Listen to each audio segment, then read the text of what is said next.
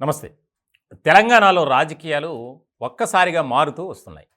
దానికి ప్రధానమైనటువంటి కారణం ఇప్పటికే కాంగ్రెస్ పార్టీలో కొంతమంది జాయిన్ అవుతున్నారు గులాబీ పార్టీ నుంచి.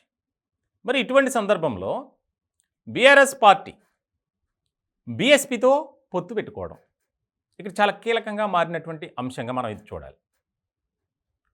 ఒకప్పుడు మాకు తిరిగే లేదు ఎదురే లేదనుకున్నారు ఆ పార్టీలో ఉన్నటువంటి ముఖ్యమైనటువంటి నేతలు.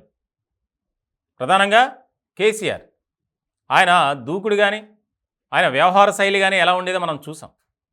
కానీ మొన్నటి ఫలితాలతో ఒక్కసారిగా నీరసం అయిపోయారు. ఆయన నిజంగా పార్టీ పరంగా అలాగే అయిపోయింది, ఆరోగ్యపరంగా కూడా ఆయన నీరసమయ్యారు.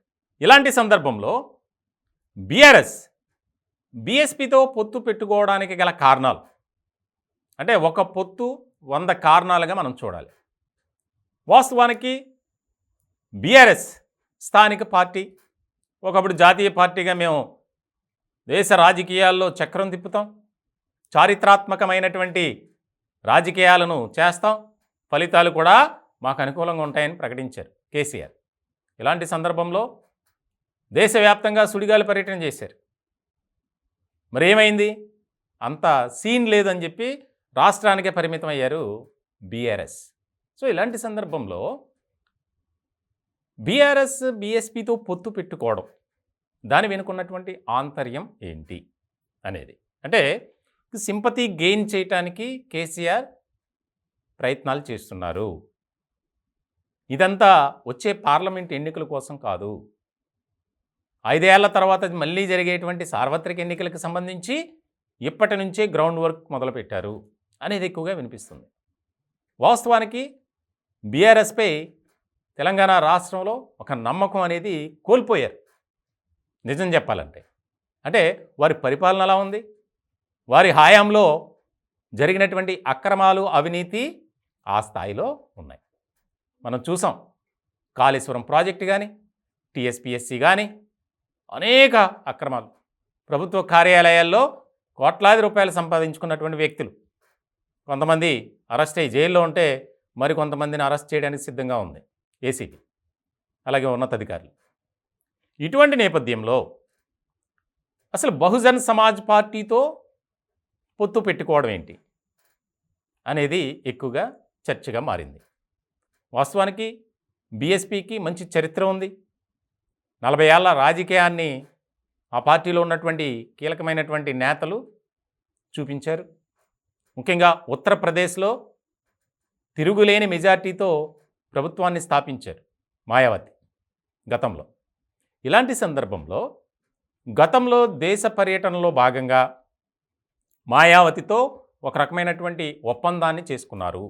దానిలో భాగంగానే ఇప్పుడు తెలంగాణలో బీఎస్పీతో బీఆర్ఎస్ పొత్తు పెట్టుకుంది అనేది వినిపిస్తుంది. వాస్తవానికి ఇక్కడ ఆర్ఎస్ ప్రవీణ్ కుమార్ని అందరూ విమర్శలు గుప్పిస్తున్నారు, కానీ ఆయనదేమీ లేదు. ఎందుకనంటే ఒకప్పుడు తీవ్రమైనటువంటి స్థాయిలో మాట్లాడినటువంటి వ్యక్తి ఆర్ఎస్ ప్రవీణ్ కుమార్ కేసీఆర్ పట్ల మనం చూసాం. ఇటువంటి నేపథ్యంలో మరి ఆయన ప్రమేయం లేకుండా, అది జాతీయ పార్టీ, జాతీయ పార్టీలో ఒక కమిటీ ఉంటుంది, అధ్యక్షులు ఉంటారు, చాలా ఉంటుంది తతంగం.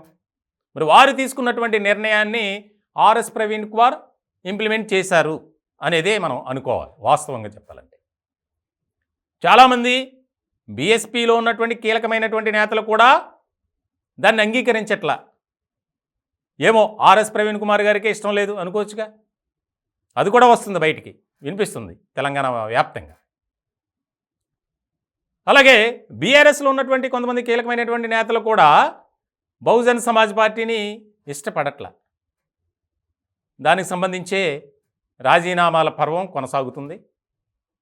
ముఖ్యంగా బీఎస్పీతో పొత్తు పెట్టుకోవడం అనేది ఇష్టం లేక సిర్పూర్ మాజీ ఎమ్మెల్యే కోనేరు కోనప్ప ఆయన రాజీనామాకు సిద్ధమయ్యారు.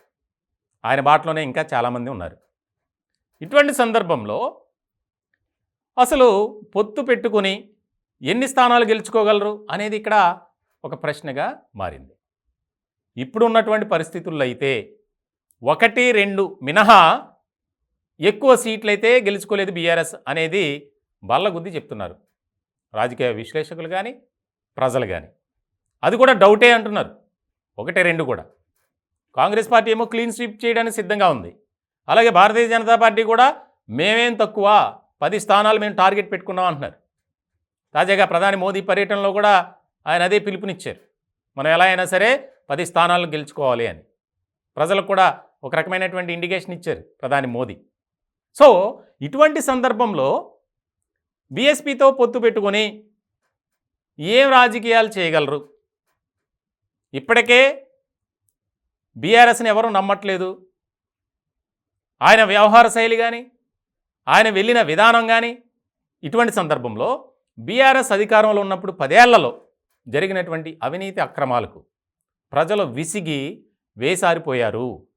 దాన్నే అస్త్రంగా తీసుకొని కాంగ్రెస్ పార్టీ ముందుకు వెళ్తుంది. ఇలాంటి సందర్భంలో బీఎస్పీతో పొత్తు పెట్టుకోవడం 2 పార్టీలో ఉన్నటువంటి ముఖ్యమైనటువంటి నేతలకు ఇష్టం లేదు. మరి ముఖ్యంగా అసలు బీఆర్ఎస్ అధినేత కేసీఆర్ ఆయన వెళ్ళే విధానం ఏంటి, ఆయన వేస్తున్నటువంటి అడుగులేంటి అనేది కూడా ఇక్కడ కీలకంగా మారాయి. ఆయన సుదీర్ఘ రాజకీయ అనుభవం కలిగినటువంటి వ్యక్తి. మరి తెలంగాణ రాష్ట్రంలో మనం పూర్వపు వైభవాన్ని సంపాదించుకోవాలి అనే దిశగా చూస్తున్నారు. అలాగే బహుజన సమాజ్ పార్టీ అంటే బడుగు బలహీన వర్గాల సంక్షేమం కోసం మెజార్టీ పీపుల్ ఏదైతే ఉందో వారు రాజ్యాధికారం దిశగా ప్రయాణం చేయాలి అనే ఆలోచనతోనే ఆ పార్టీని స్థాపించారు. ఇటువంటి నేపథ్యంలో గులాబీ పార్టీ ఏనుగు పార్టీతో పొత్తు పెట్టుకుంది. ఎంతవరకు సక్సెస్ అవ్వగలరు అనేది ఒక $1 మిలియన్ ప్రశ్నగా మిగిలిపోతుందనే చెప్పాలి.